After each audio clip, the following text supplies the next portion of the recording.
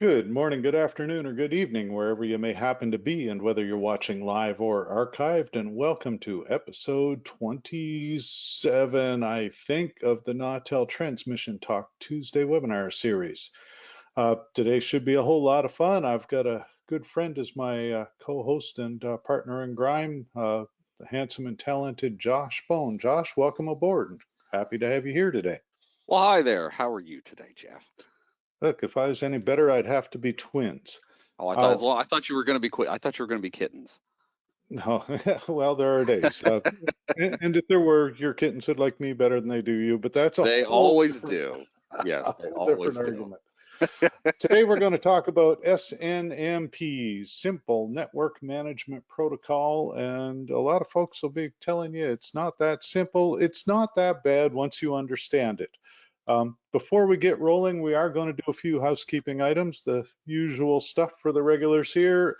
If you are new to us and you look at your little control panel, you will see a place to enter questions. If you type a question in, I will do my absolute best to address it here in the webinar. If for any reason we don't get to it, then we'll handle it offline in an email. But we try to hit them all as much as we possibly can.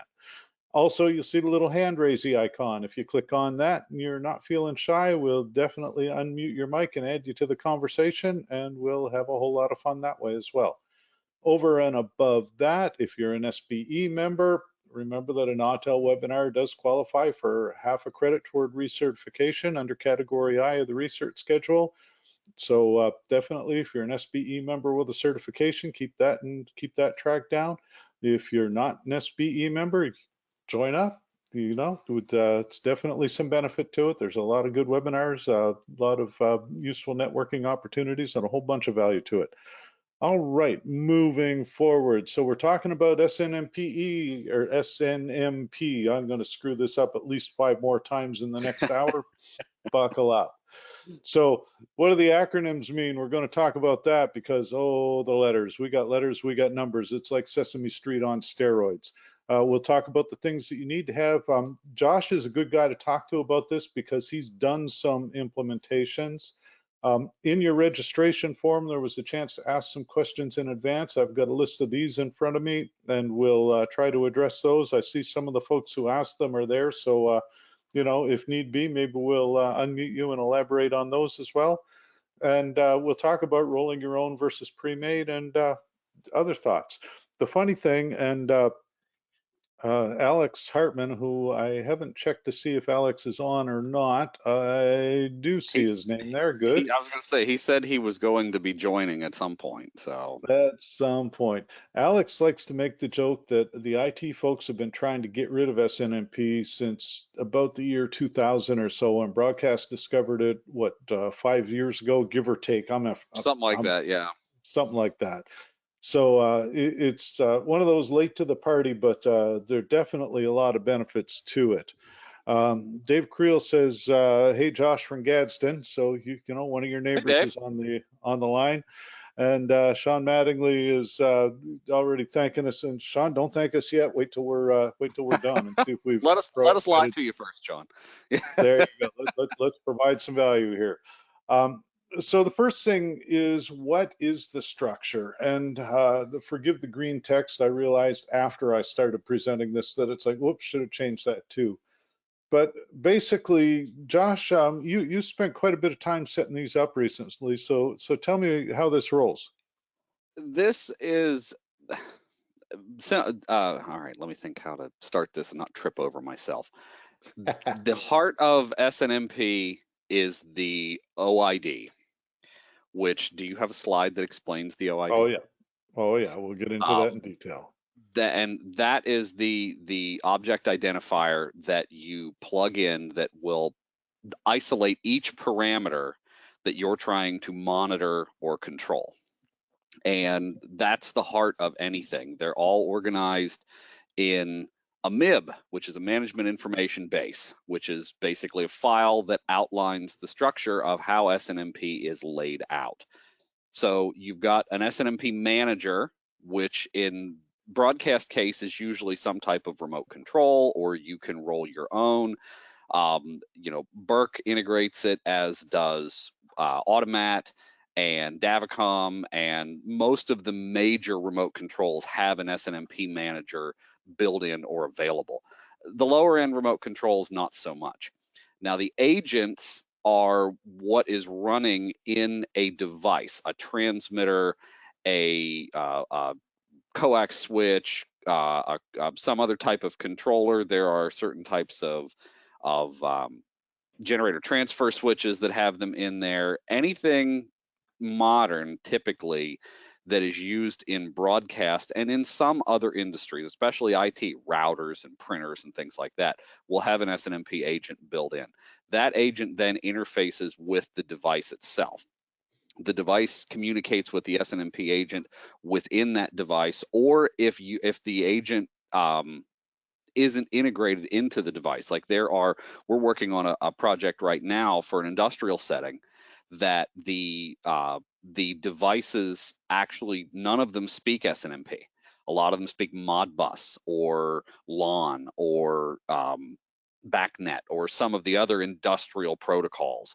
And there are converters out there from different companies that will actually take those other protocols and give you the ability to convert them to SNMP. We had to do that for an install that we recently did. We had to convert Modbus, which is a colossal pain to deal with, to SNMP in order to control transfer switch. And it took quite a bit of effort because Modbus, the way it's laid out, you have to define each one of the control registers and each parameter manually. And it's usually done based on what's laid out in the manual for that device. So it's a lot of typing and trial and error. And then once you get all that to work, then you can actually say, all right, marry that to these SNMP parameters. Then you can program your Snmp manager to actually do what it's supposed to do. So there's a lot of flexibility there, especially with the different types of converters that are available on the market. Hey, I've seen that slide before.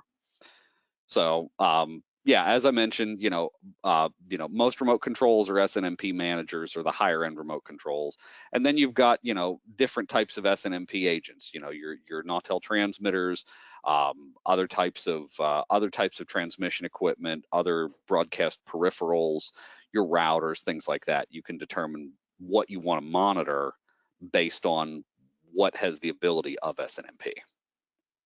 Excellent. So yeah, and I mean, I've seen situations where you take like an older transmitter that doesn't speak SNMP. You could put, and I'll pick the Burke system. Comment there that Burke ArcTouch doesn't support SNMP v3 at this time, and we'll talk about the versions in a bit. And that's something that we will get into. It'll be closer to the end, but we want to talk about the security that the different versions apply as well.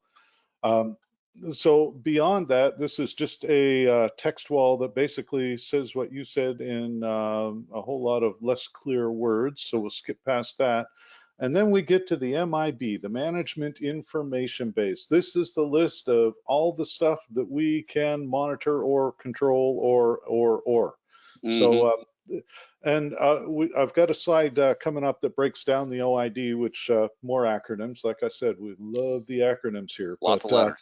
But tell me, so the Mib file, this is probably the one that I see most people getting, I guess, hung up on or stuck on. Is you'll do an upgrade to something and it won't work well with SNMP because the Mib file is out of date.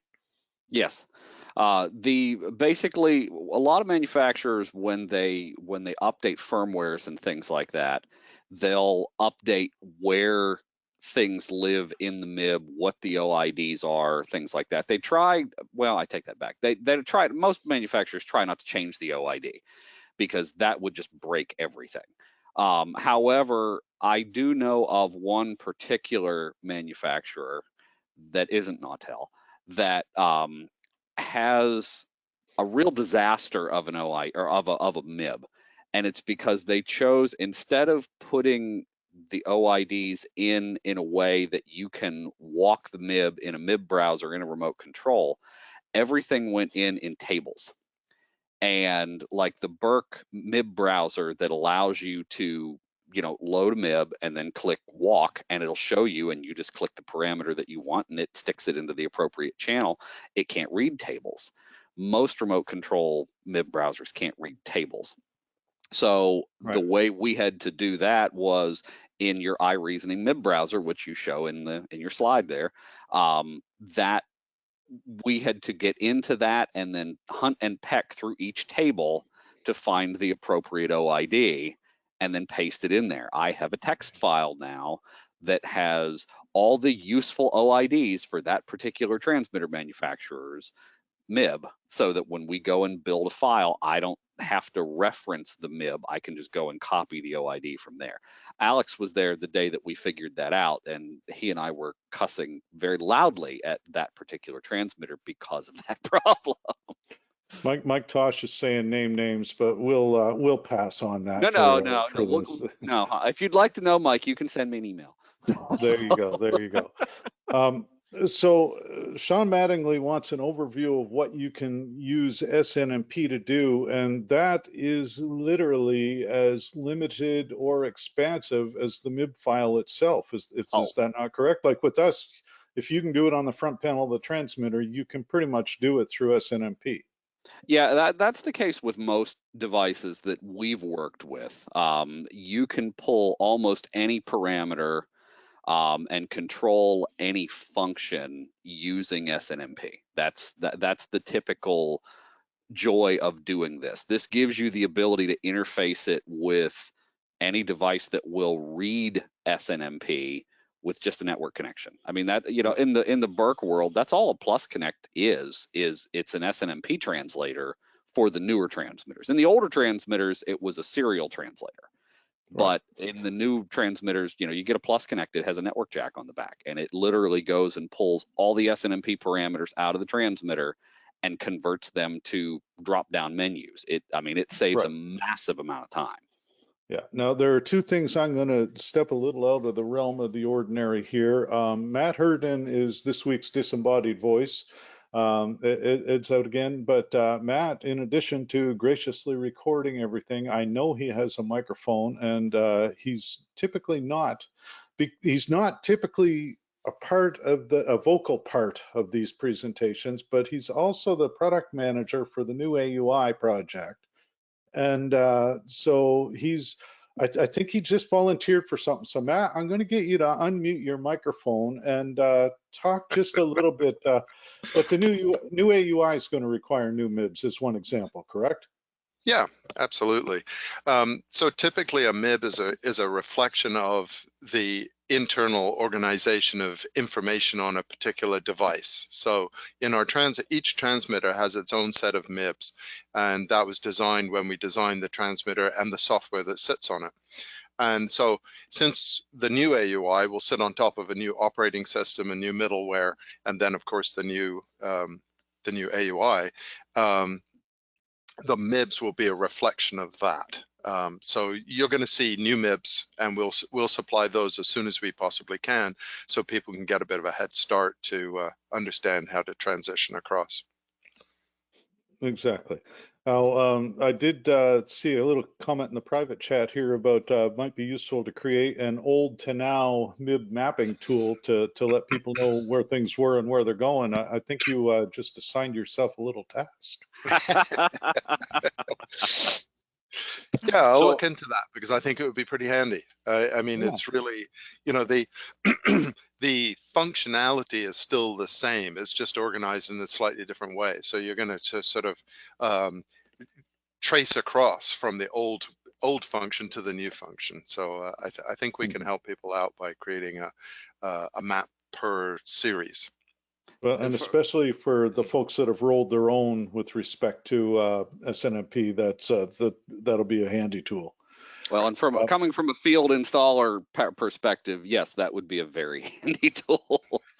Now, Ken Manry's asked a good question, and this is one I'm going to throw at you, Josh. Are there serial to SNMP converters?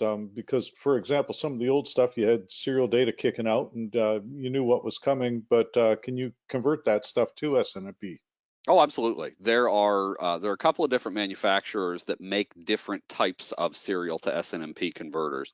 The biggest challenge with those isn't so much getting them, it's programming them.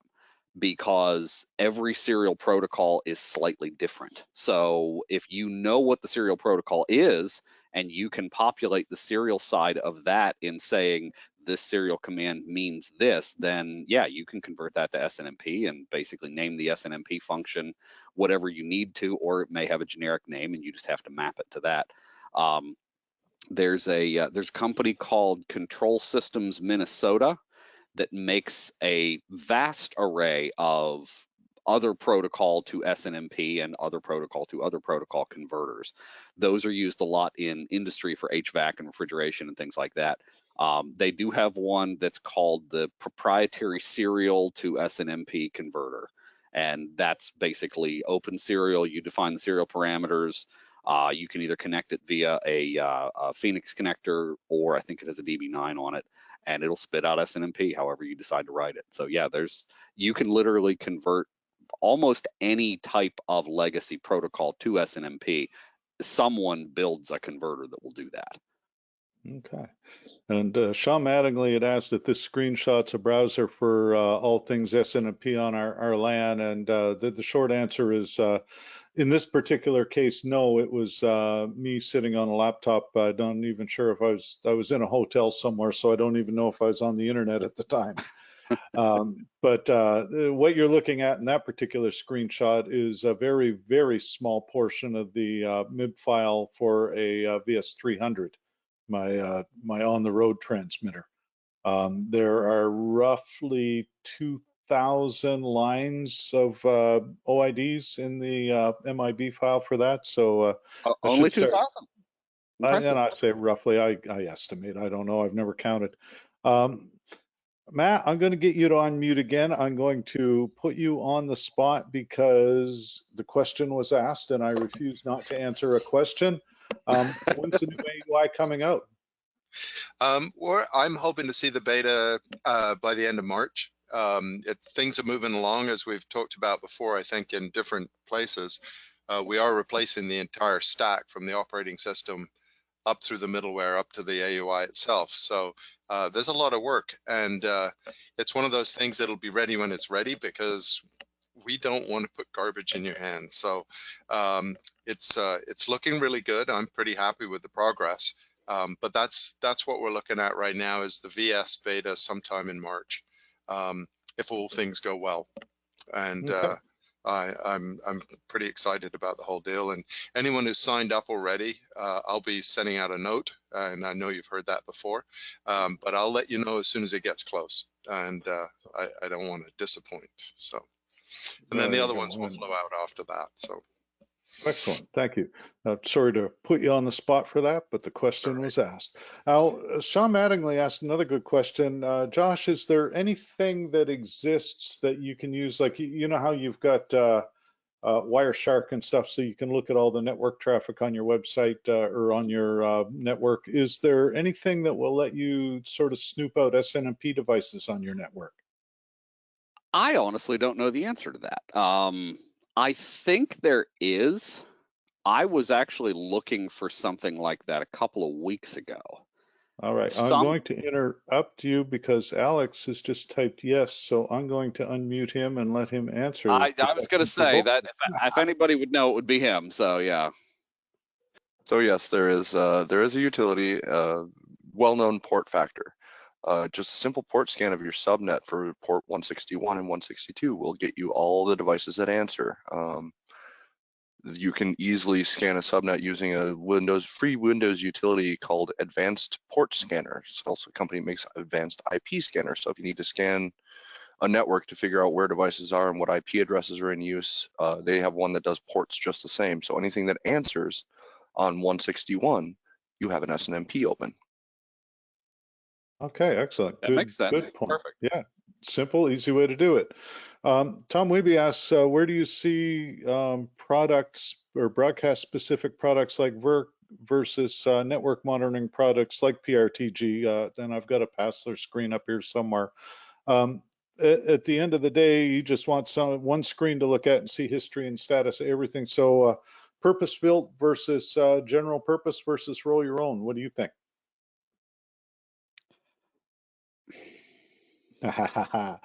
And it's a challenge, I know, because I mean, Burke is designed to look at broadcast equipment, but will it look at any SNMP? Like if I wanted to monitor network SNMP devices Oh, or absolutely. I mean that, you know, like I said, we're working on an industrial monitoring project now that's going to monitor different chiller type systems. It'll monitor a wastewater plant, an ultra pure water plant, a chilled water loop, fire systems, all of that. This is a major Fortune 500 company that called and said, you know, look, we need some way to aggregate all of these systems that all have different types of protocol, and we've got 9 different dashboards.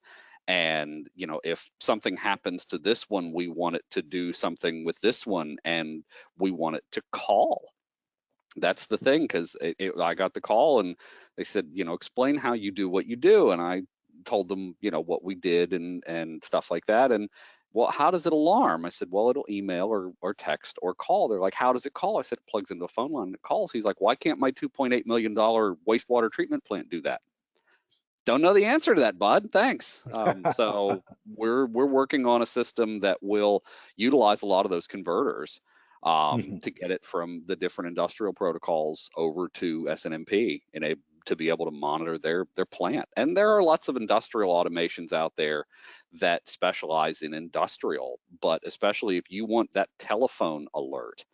You know, broadcast remote controls are, you know, industry thinks that, you know, call that. Well, that's really cool. Why? How can you do that? I'm like, we've been doing that for 40 years. I mean, that's, you know, I could do that with a, you know, an early Gentner. So yeah, it's, you know, and it's tough. It, you know, as far as purpose built versus open versus roll your own, it's purely situational. Whatever you choose to do, whatever functionality you want, kind of determines where that's at. You know, the right. broadcast specific stuff is flexible if you know how to make it flexible. But obviously the most flexible is going to be if you roll your own, because then you can add whatever you want. So Right. And I'll add I'm one going. thing real quick, if you could. Mhm. You know, in the case of your wastewater plant, a lot of those devices aren't capable of SNMP to begin with. It was never thought of. So you right. are going to have to mix and match, roll your own with a commercial industrial product. So, you know, like you said, those adapters, well, there's no MIB file that exists for the flow meter on a waste treatment plant. So you're going to have to write a MIB or an OID for that converter to even talk to the Burke in the first place. So Well, you will end up in those situations if you're trying to yes. convert older equipment with newer world. Right. That's exactly right. And most of those come with a MIB outline. Once you populate the other protocol side, there's a function in a lot of those that says generate MIB, and it will take those and then it will generate the MIB and the OIDs based on that side.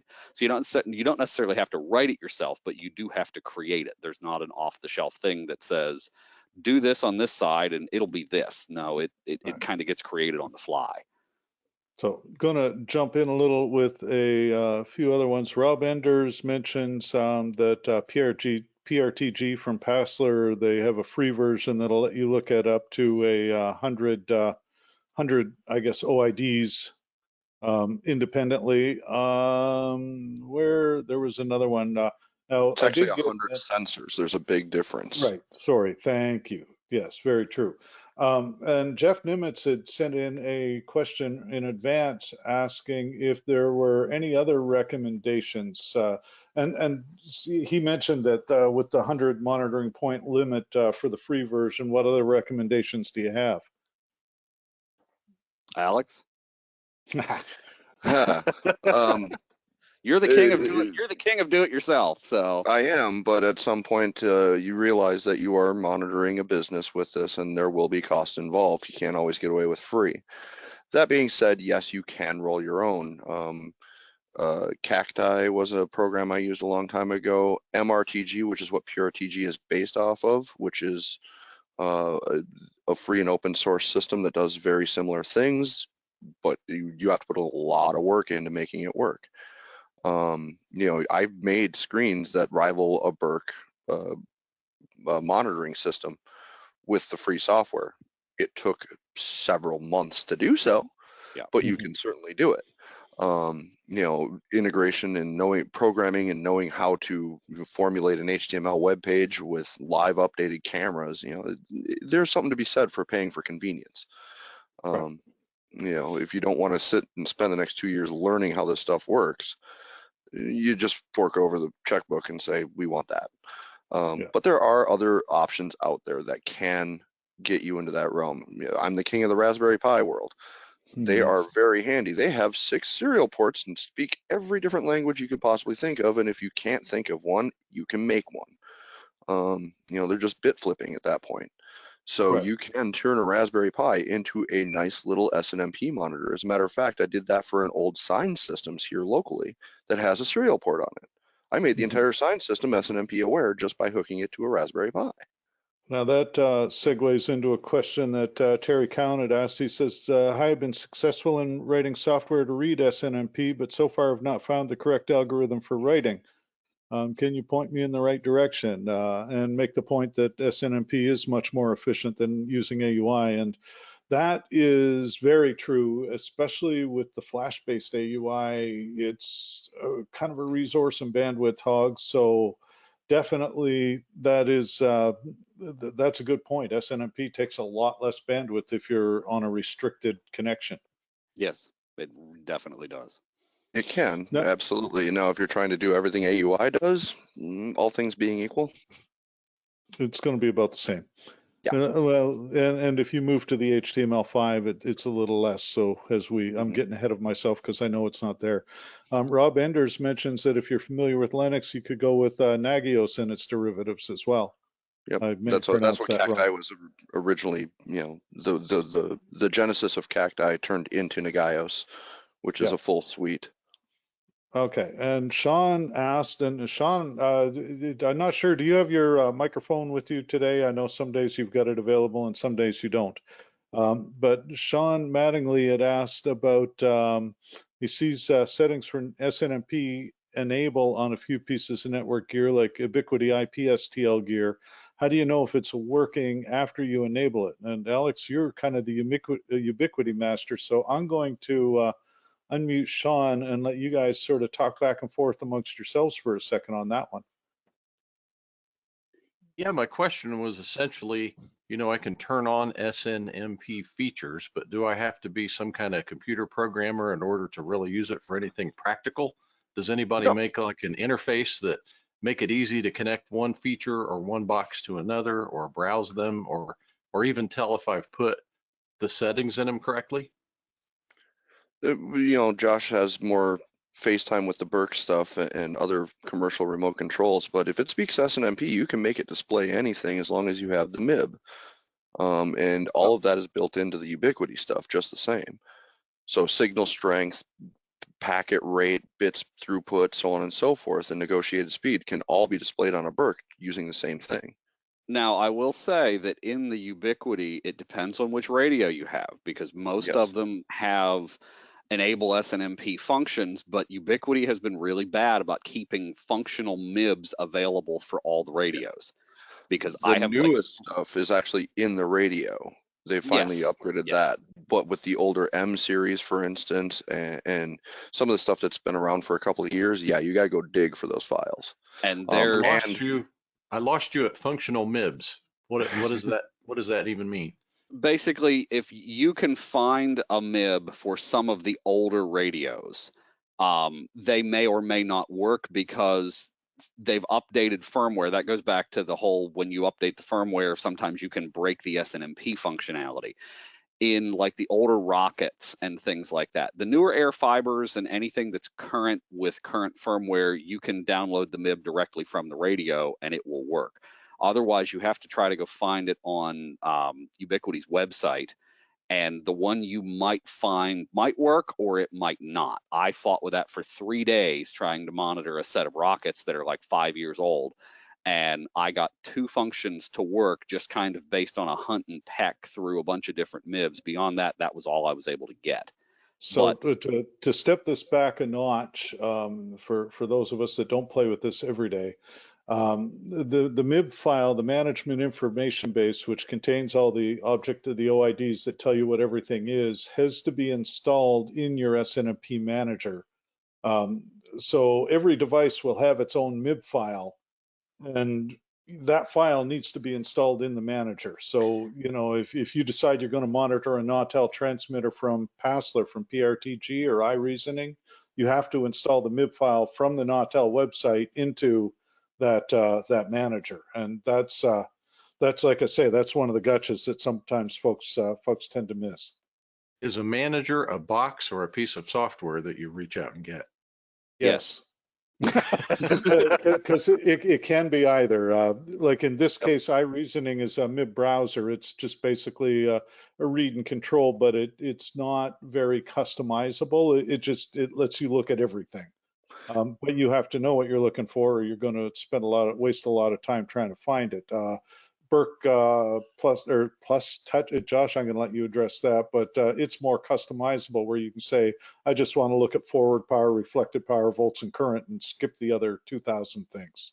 Well, I mean, the basic thing in it is what we typically do is, as long as, like in a Burke, you add an SNMP device based on the IP address, the port number, and the public and private read-write strings, which are essentially the passwords.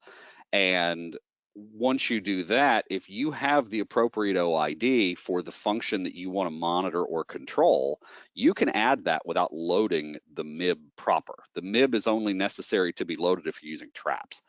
And in our world, typically, I don't know that I've ever programmed a trap in a broadcast remote control, because traps are mainly for alarms that are built into the system. We're setting the alarms in the remote control parameter. So in order to be able to, you know, as long as you can find the appropriate OID for that particular parameter that you're wanting to look at, as long as you've got that device added so that it knows at 10.6.8.4 port 161 with the appropriate security, then you've got that OID, then it will query that as often as you tell it to and return the appropriate value. And then all you have to tell it is how to scale it or what to reference it against. Then again, it does come back to having the OID, because the OID, and there's a breakdown of the entire object identifier structure. And it will tell you right down to, you know, the manufacturer. Those are all standard numbers. So right up to the 5-digit manufacturer code, you can tell everything based on just conventionally available information, what you're looking at. Joe Fleming had mentioned too, using Burke with a custom view for tracking. And Joe, I don't know if you've got a microphone, but I am about to find you in this. It's a big, long list, folks, so bear with me a little ways as I scroll up and down. I need a bigger screen.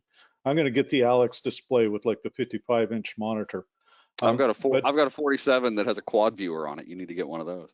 Oh, there you go. I'm going to put in for the boss. If you're listening, I'm going to be putting in an expense report. Joe, if you do have a microphone and can unmute yourself, maybe you guys could discuss that a little bit, the tracking functionality.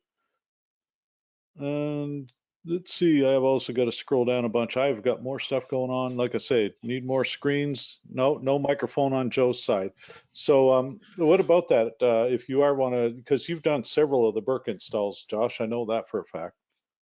Yeah, we are. I mean, there are lots of different ways that you can use this. You know, you can map an OID for a meter function, a status function, and then set it up to log just like you would anything. And we've done that with quite a few situations where we're logging line pressure, line temperature, the coolant pressure and liquid cooled transmitters, all of that stuff. And you can display that in a graph on a custom view. And I actually have that running with on my station. I've got that running. I built one 2 days ago and put it on there just to watch the VSWR on my antenna with all the ice that we've gotten. And amazingly, it hasn't gotten above 1.6. So I'm doing okay. I know there are lots of places, you know, north of here that are up in the 3 and 4 to 1 VSWRs, and it's, but no, you can use SNMP in that way as a metering channel, and then set it up to log. I think that's probably what Joe was talking about. That's how we've used it in a lot of different situations, because it gives you a glance and gives you kind of some forward-looking analytics of, you know, hey, this is trending up, or my pressure's been trending down over the last 2 days. There's obviously a leak in the line or something along those lines. Well, and especially with the weather the way it's been, being able to trend plot something like SWR can let you know if you need to start worrying or not. Yes. Keith Fraley had asked a good question here, and this is for those of us that are inclined to try to roll our own, so Alex may have to step back to the mic on this one. But like to inquire about the possibility of writing a Visual Basic.NET program to interface through SNMP to the transmitter. Could it be easily done, or is it more complicated to develop a program to interface through SNMP? Thoughts, Depends on your comments? proficiency. Depends on your proficiency in programming. SNMP is a very open standard. You can go read the RFCs and the IEEE papers on exactly how to implement it. There's plenty of libraries out there for Visual C and Visual Basic and Visual Studio that you can import right off of Microsoft to just put it right in there. It's already there. It's been an industry standard for a long, long time. Almost 1980s-ish. Yeah, Yeah, I think it was 88 originally used for teletype machines. So way back when ThickNet and Vampire Taps was used. I've used this stuff since the mid 90s. Wow, you're old. Then too. But another point of reference too is a lot of enterprises, especially in our world, in Nautel specifically, you'll find this with everywhere, is that you'll actually have 2 MIB files. You'll have the enterprise file, which we have our Nautel.mib, which is the base, things that don't change. Yeah. Then you'll have model specific ones. So if you ever try to monitor a Cisco network, go download their MIB file. It's over 2 gig in size because it has every model inside of it. Nice. Well, that's one way of doing it. Maybe not the, well, I guess if you've got to update stuff on a daily basis, it's probably the most flexible way for them. Right. One other question, and this is a security question. Better to set them up on a public IP or private IP? Well, I mean, my preference is private IP for everything, but belt and braces. You don't get hacked if people can't see it. Yeah, because I mean, unless you change your SNMP query port from 161, you know, if you put it on a public IP, someone will sniff it. And unless you're using SNMP v3, which isn't overly prevalent yet, that is the only one that is actually secure. I mean, the SNMP v1 passwords aren't even encrypted. So yeah, I would always suggest private IP or VPN if you've got a public IP. Right. And as I say, we will talk about the security of the various versions in a couple of minutes. Kira Parker asked something, and by the way, a little side note, and Kira, I'm glad I saw your comment here because it reminded me to bring it up. So we do, when you fill out the little registration form for these webinars, there's now the new little box that says submit a question and we'll do our best answering it in the session, blah, blah, blah. I actually do print those out and have them here, so I do try to address them. And Kira asked this question on that list. But the folks that have been attending regularly will remember that last year we had Mr. Ed Sylvester, Disembodied Voice, throwing up some photos here and there and doing little contests for swag kits. We decided to get a little more on point with it, and so the contest is now for best question that I get in the advance, and Kira was selected for the winner this week. So anyway, nice little side note, but Kira wanted to know if you could elaborate further on traps. I've noticed there can be status channels that duplicate trap functions. Which is best to use? And as I recall, traps are basically the gear sending an alarm, whereas if you're using a purpose-built monitor like the Burke Arc Touch, you can basically set your thresholds to generate the alarm internally without touching the trap at all. Is that about right? So there's 2 different ways to look at this real quickly. Is when you set up a status channel on a Burke, for instance, Snmp by nature is a polling based system. So the box is asking your equipment, hey, what's the status of this every couple of seconds to update its status. Whereas a trap is the equipment sending a message saying I've done something. And it tells the manager, in this case like a Burke, hey, you need to alarm right now. So instead of waiting for the polling interval, it's a push system in that respect. So that's why things like on a Nautel, for instance, fast swerve shutback is one of the things that you can monitor with a trap. And I encourage people doing so because that'll tell you right then and there, something's wrong with your antenna. Now, Josh, you've installed a bunch of these with the with like the Burke system where it's geared. What's your thought on that? Because I know you don't use traps a whole lot. There's not really. I mean, what the difference is? What, fractions of a second? It depends on what the polling rate is set to. I mean, typically the SNMP polling rate that we set on Burke is about 2 seconds. So in Alex's case, it does make sense for, if you are trying to monitor something that you need rapid response on, if it's triggering some other function, whereas you're relying on the remote control or your external Snmp manager to shut down your transmitter for whatever reason, or shut something else off, or open an interlock on something, then yes, a trap makes sense because it will trigger immediately with milliseconds of delay. Whereas if you're waiting for the Burke itself to poll, then you could have anywhere from 1 to 2 seconds of delay until it sees it, then it will trip. Like I said, most of what we've done where we needed rapid response, I've done with either honestly just an analog status connection where it opens something and bang and it trips it, or that nothing has been overly critical that's been monitored. Like one of the for fast VSWR, Burke has the plus X VSWR, RF, or Dielectric has the RF Scout. They've got that response in it, and the alarm for that shuts things down is a physical relay. So we would take that physical relay, loop it through the transmitters to where if that antenna had a problem or whatever, bang, it's going to shut it down through an analog relay. And then there's an SNMP command that says, hey, this happened. And that's typically what we use that for.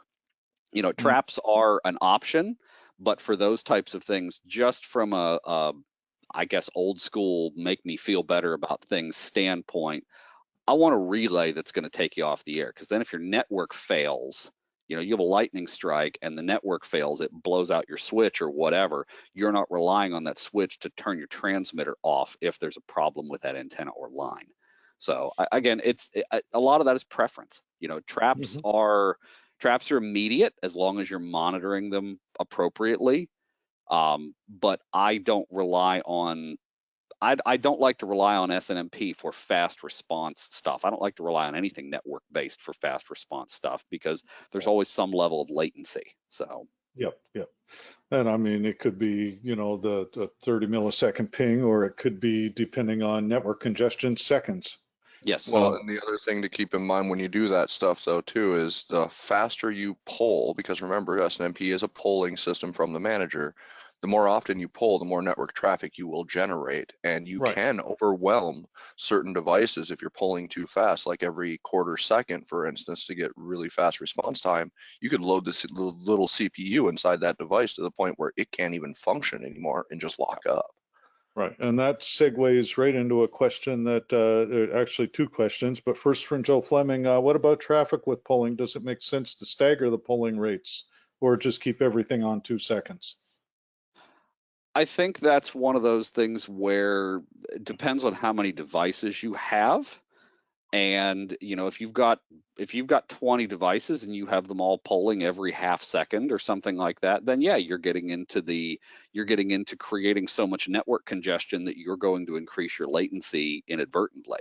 If you've got 3 devices and you have them polling every half second or 1 second or whatever, you're not going to have nearly the collisions that you would have if you had that. So I think a lot of that depends on scale. There's not a good concrete answer to that. Obviously, if you're running over a 3G connection versus dedicated fiber, Oh, absolutely. That's going to Yeah. have some impact on it as well. Yeah, if you're Frank running over an internet VPN, then yeah, that's going to have a direct impact. Yeah, and Frank Felker asks, is there a maximum pull time per maximum devices for a Burke? Like he's got 26 MIBs being pulled at 12-second intervals. I don't know the answer to that. Well, that's I've- two. Like I said, I've I think it goes as fast as you can handle. Yeah, I don't know specifically what the Burke can handle, but I mean, I've done server-based stuff for data center deployments where we actually did get down to the half-second interval on hundreds of devices. Yeah, it loaded up the network, but it was a separate VLAN specific for monitoring.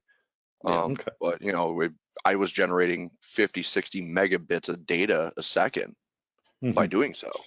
It can get pretty intense. Yeah. And for those of us that learn about this stuff, well, what do they say? There's those that learn by reading, those that learn by doing, and those of us that learn by blowing it up and fixing it. But for those that learn by reading, what's the best book on SNMP that you've seen for education purposes? O'Reilly Books makes really good technical manuals because SNMP by nature is an IT style book, not necessarily a broadcast type of thing. It was invented for the IT realm back in the day. So O'Reilly Publishers has several really good books that are, if you've ever read an Omnia manual, they're written very much the same way with a couple of lighthearted jabs in the middle of them to keep you awake. So Matt, if you're there in the background, if you want to throw O'Reilly Books into the chat function so everybody's got access to that, that would be wonderful. Thank you very much. So configuration wise, and I had a slide up with the commands real quick. They're pretty basic. I mean, get next, get response, walk. The ones you primarily use are get and set, right? Read this or tell this what to do. Yes, get, set, and trap are typically the ones that you use in the broadcast world. Right. So, I mean, you know, when you're working from a basic background with go-to loops and everything, it doesn't get much simpler than this. And that's the thing that we really hit earlier. And this goes back to what Alex was talking to. You've got two ports that you need to have open. Well, one if you're not using traps at all, but you know, the 2 ports total, and a port scan is a good way to figure out what devices are using it. So, Josh has got his thoughtful face on. I was looking at the link that Matt put up in the thing at O'Reilly Books. I may order an SNMP book because I learned by doing and blowing things up. So I probably ought to read. So it makes it a whole lot easier that way sometimes. I have an entire bookshelf of all of those books, and I can tell you right now, they're all outdated. I'm sure they are. The IT world changes so fast. Get the PDFs. So over and above that, the traps typically, traps, because they're originated at the device level, the device says, this is an issue, deal with it type thing. So as a rule, like for most devices, you're going to set the traps at the device end, which ones it sends to your manager at all, right? Yes. Yes. Okay. Boy, I like it when the answer is just yes or no and there's nothing to elaborate on. And again, So, it goes back to if you have a device that isn't SNMP native and you're using one of those translators, you may have to write that trap function. See, right. Jeff, you had to say that. You had to say that. I did. Well, it's right. It wouldn't be fun if there wasn't something to geekify Well, on. given the age of equipment in our industry, that is a real possibility. True. Yes, that is very true. Okay, so Sean's got another question. Let's say I want to do something simple with SNMP, such as have a Ubiquiti STL email me when the signal gets low. What's the quickest way for me to use something to pair this alarm to a software that will shoot me an email? And that would almost work with what I've got up on the screen. I mean, that isn't something that you need a full Burke Touch Plus for. No, so, just for that function, no. Yeah, so Sean Passler, Paessler, has a network monitor called PRTG, the one showing on the screen. It will let you monitor up to 100 channels for no charge. So it's a pretty basic install. And if I remember right, you do have to load the MIB into that one. Yes, you do. And remember that a lot of times you do have to set up a password. So that's something else to remember as well. I see I've jumped between iReasoning and Passler here. So I guess it depended on what I was playing with at the time.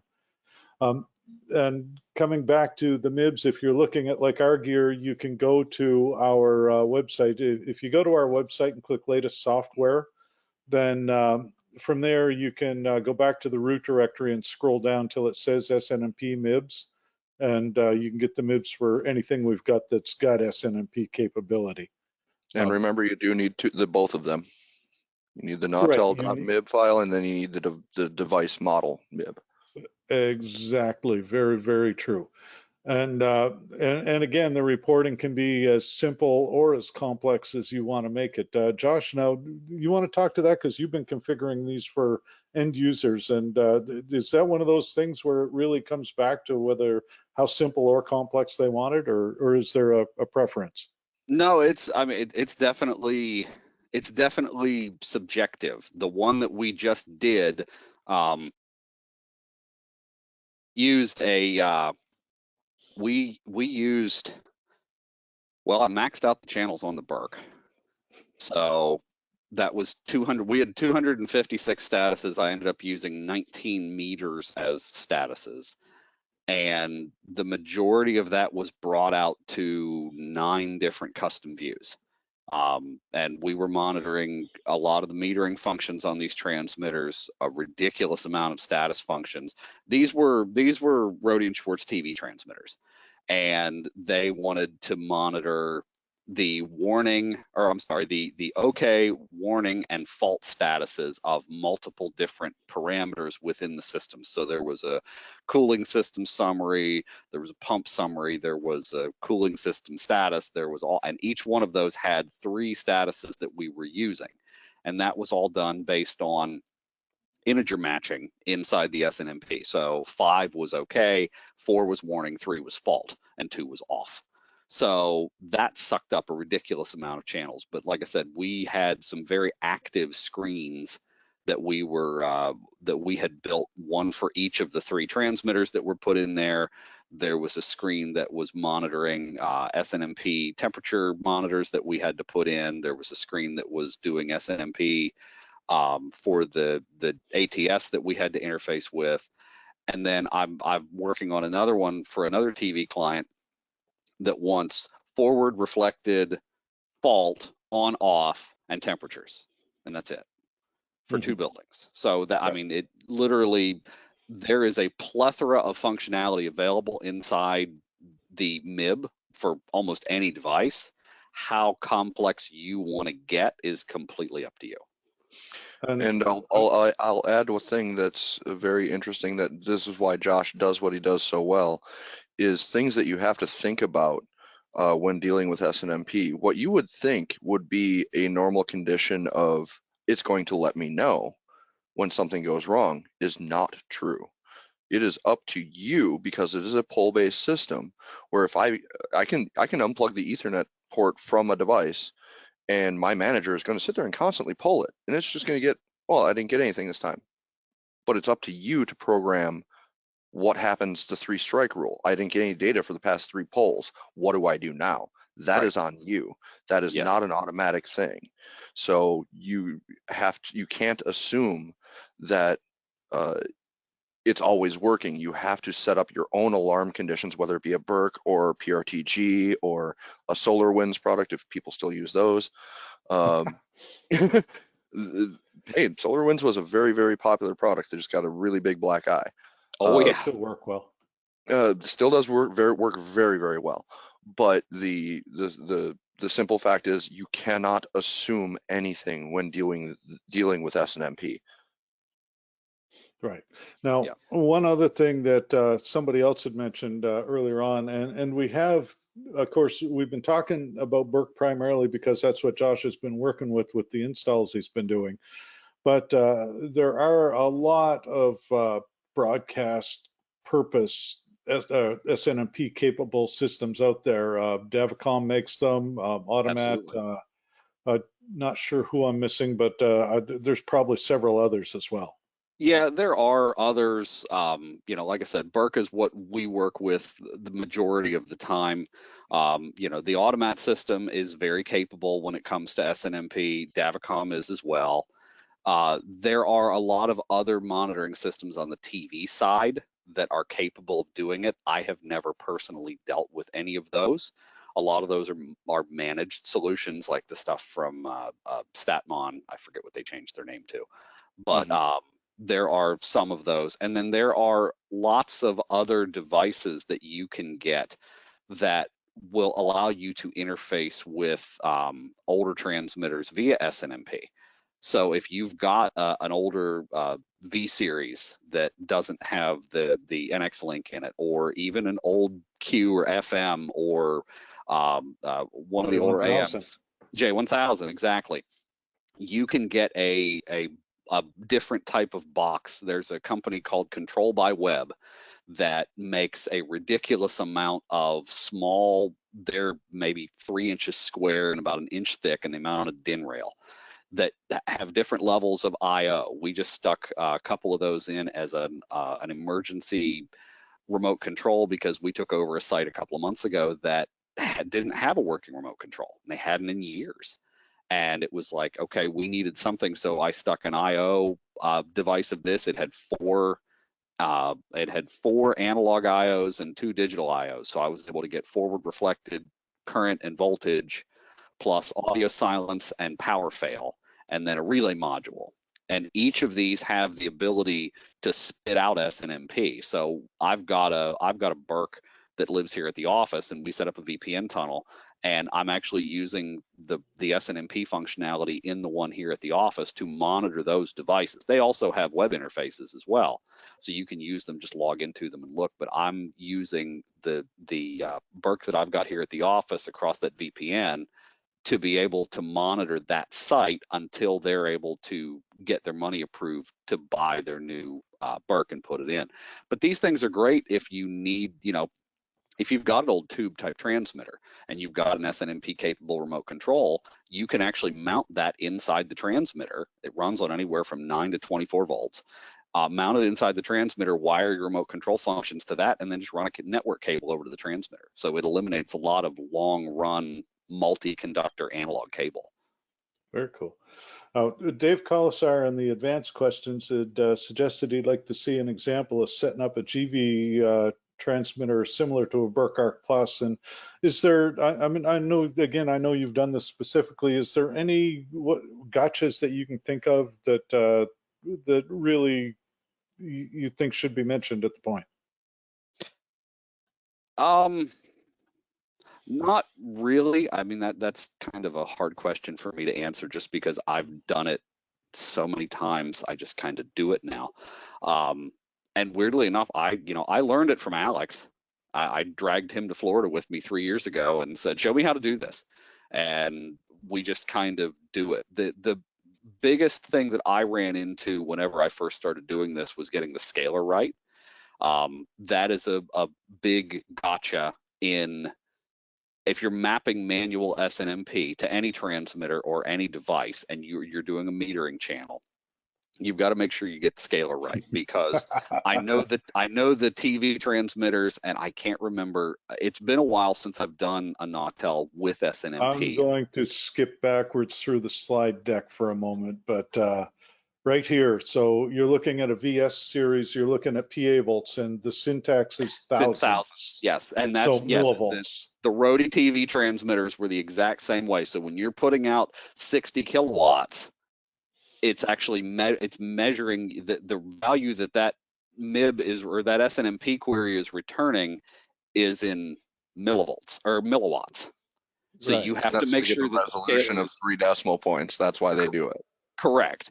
But that's the big thing, because you'll put it in there, and if you have the scaler wrong, all of a sudden it'll say that you're putting out 6.3 megawatts. So yeah. That and the coefficients are the bigger gotchas too, because 0 to 6 volts doesn't divide nicely. Things like that. You got to make sure your coefficients, low power differences, make sure you get it right by testing it. And note for Matt to jot down, make sure that you can handle negative temperatures. Yeah. Yeah, no kidding.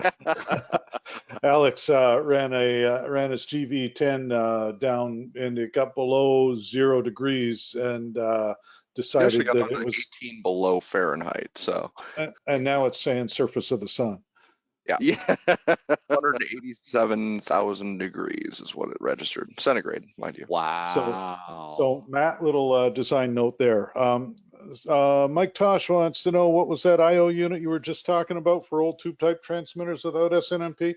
Control by Web, controlbyweb.com. They've got a whole plethora of different types of units, from relays to inputs. They've got a system that will actually gang together so you can get multiple input and output channels. And like I said, you can access them via their own web interface, or you can, they spit out, and they have, I will say this, out of all the SNMP stuff that I've dealt with, they have the most neatly organized MIBs I've ever seen in my life. It was, the first time I added one of those to a network, I had the entire thing mapped in less than 5 minutes. It was great. Nice. So. Matt just threw the link up in the chat function too for anybody who's interested. So, thanks, Matt. Security. I've seen this slide before too. So. Yeah, I'm going to say you and your little, what do you call them? Transitions. Yeah. Animations. So there are 3 levels of SNMP, and this is why this comes back to the public versus private IP or network. SNMP version 1 is about as secure as somebody going out the back door screaming at their kids and wondering why the whole neighborhood's complaining about the conversation. Yeah. You know, SNMP version 2 has got encrypted passwords at least, which was a big improvement, and SNMP 3 is fully encrypted, if I'm not mistaken. Did I get that about right? Yeah, that's the basics of it. V2C is based on the string, you predefined strings, whereas V3 actually uses authenticated users. Right. And you remember earlier on we mentioned that a lot of the managers will require you to set read passwords or passwords for both the read community and the write community. And so there is some level of security, but I'm paranoid. I tend not to like to see anything on public internet if I can avoid it. If you do have to do that, put it on a VPN. Yeah. There's a little plug for next week's session where we'll be talking about IT security and setting up VPNs.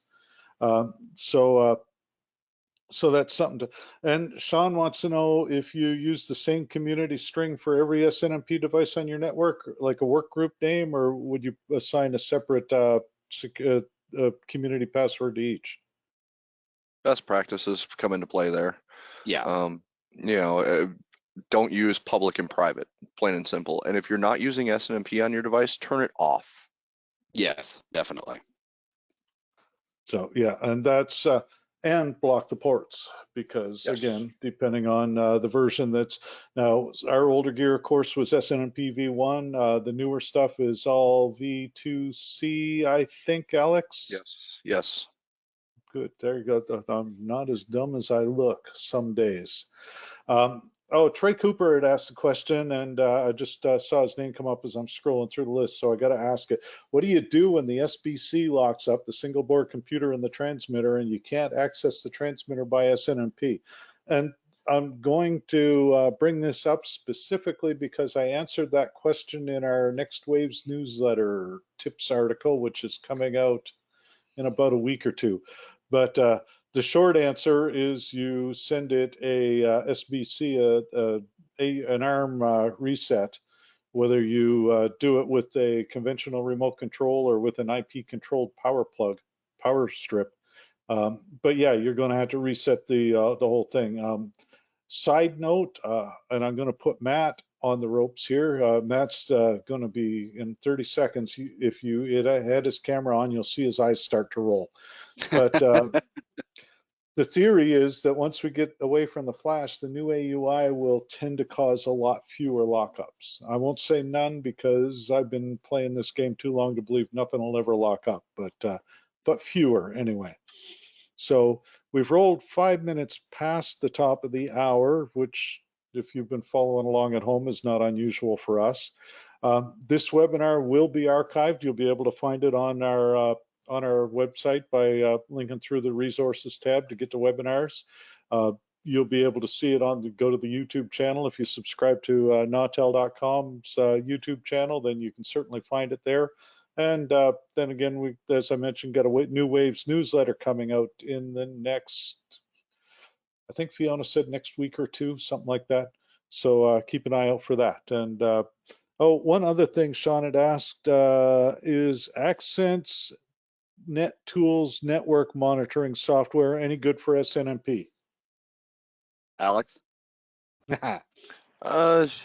Limited function, I would say. I wouldn't try and roll something like the size of a Burke, but if you've got one or two things that you're looking at, it'll work fine. But definitely there are better options. Which would be? Oh, like the PRTG, the MRTGs, or if you, at this point, we're getting to the point where a lot of this network monitoring stuff and device monitoring, whether it be at the transmission facility or even at the studio, because I can monitor all my Axia gear with SNMP with audio levels and get triggers that way just the same. You know, it's just a voltage level. Technically, you could do it with an analog input. So more and more, I've been telling stations to budget for an ARC Plus or something of the nature in their studio facility, just the same as their transmitter, because there's just as much on the studio side now that hinges on that monitoring system as the transmitter does. And Very cool. that's exactly right. We're doing that with a couple of our clients, where we have one that got an ARC Plus SL with SNMP, and we've got an IP radio ring that goes between all the transmitter sites in the studio. So they're using one brain to control the transmitter sites, and we're also monitoring a lot of SNMP functions at the studio with that as well. Cool. Oh, Mike Tosh has asked if your email address can be shared in the notes. Josh, is that okay? Absolutely. There you go. I just hit send on it. It is bonebroadcast.com, right? Yes. As opposed to, okay, I hit send and then it's like, oh, maybe it's .net. Nope, All right, that's well, it. folks, on that note, we are almost 10 minutes over the time, which is, again, not unusual for us.